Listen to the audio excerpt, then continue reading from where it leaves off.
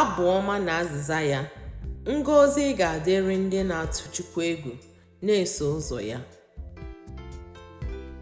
Ngozi ga-adịrị ndị na-atụ Chukwu egwu, na-eso ụzọ ya.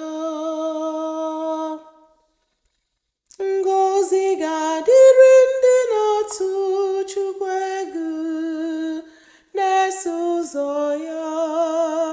Ihe aka gị kutara ka ị ga-eri, Anuri na agamnihu ga-abụ nke gị. Ngozi ga-adịrị ndị na-atụ Chukwu egwu, na-eso ụzọ ya. Nwunye gị ga-adị ka osisi vaini na-amị mmimi n'ime ụlọ gị. Ụmụ gị ga-agarube nri gị ka o mee osisi olivu. Ngozi ga-adịrị ndị na-atụ Chukwu egwu, na-eso ụzọ ya.